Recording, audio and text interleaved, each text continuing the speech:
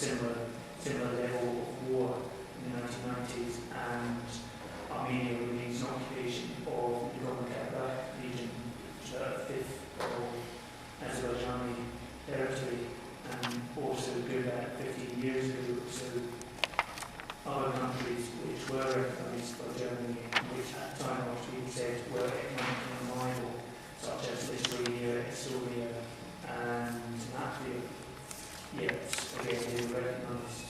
Do you have any regrets in that country recognising the Baltic states? And also, why is it not a recognition of Abkhazia, Ossetia, Nagorno-Karabakh? Well, interesting point, obviously. I have no doubt that the secessionist movement will feel encouraged by what happened in Kosovo. We can assume that this is a fact. So this is one part of my answer. The second is I understand that some of these countries, like Georgia and other countries, would like to develop closer links with the European Union. And there is one standing answer, one continuous answer, and this is put your minority policies in order. Put your own house in order. We will not accept a country under normal circumstances where minorities would be suppressed or where minorities would break away or cause problems. We had a problem obviously with Cyprus, this is evident, and it caused a lot of trouble. I don't think that the European Union would like to have another Cyprus within its boundaries. So this is the second part of my answer, that would not encourage these things, would ask the accession country to put its house in order. Now, as to the Baltic states, my third point is that I think that the membership, European Union membership, has done a lot to ease the problems, in particular with the Russian minority in is it Latvia, or I'm not quite sure, in one of the countries. Pardon? Lithuania, with a big Russian majority, where the majority of the Baltic population chose not to give passports to the Russian minority. And these things are not acceptable.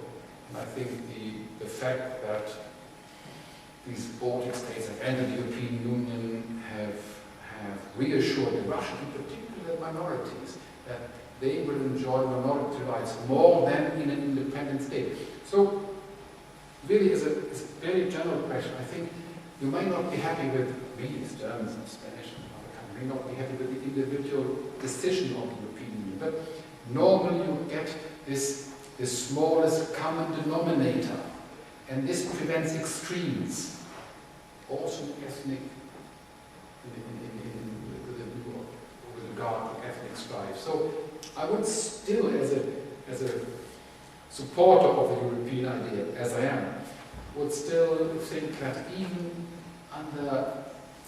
in Kosovo and in other places where you've got ethnic minorities that might not be happy with the majority decisions, that European Union law and the system will help to calm the situation down.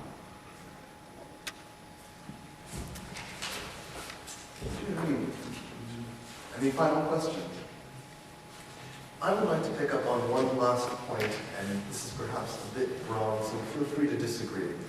But what I thought was quite interesting, particularly about what you were saying, Consul, was in construing the Kosovar issue rather as a European issue, which I think is very important, and in some ways could perhaps be construed in terms of asking what the purpose of Europe as a political and social entity is. And I would ask then, drawing from that, as the first nation, or the first state perhaps, to be born into European Union ascension or the track towards becoming a European Union member state, if indeed they are, is membership in the European Union a right, a potential right for all European states? Assuming, of course, that they fulfill the Copenhagen criteria. Is that clear, perhaps? Is that something that Europe would intend to extend to other states that have traditionally not been construed? Generally speaking, I think we agree, the member states agree that all European states have the right to be a member of the family. The problem then arises, where does Europe end? Is it a Christian club? Is it not? Here the problems start. But generally speaking, all states will be welcomed in the family. I think this is the philosophy. We left the idea of creating this little European six-nation state, what people might call nowadays the super state, with one government, one parliament, etc., etc. We've left that behind. We are much more open to foreign influences that come from the fringes of Europe. So yes, the answer is yes. Yes. It certainly applies to the six successor states in old Yugoslavia. Definitely. Well, I totally agree with Consul Radcliffe on this, but you know, we're not going to force anybody to be European if they don't want to. It will be based on first their expression of interest to become part of the European Union, and then on fulfilling the criteria, the Copenhagen criteria. Then this is the question of getting into agreement between the European Union, the other member states, and the aspiring states. As far as where Europe ends, taking into account that Europe is geographically a peninsula of Asia, it ends in Japan. That is for other people to decide.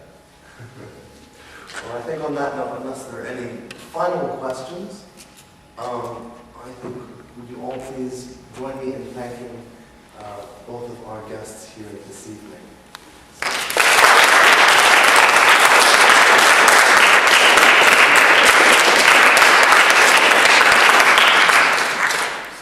All right, Ollie, do you have any final announcements?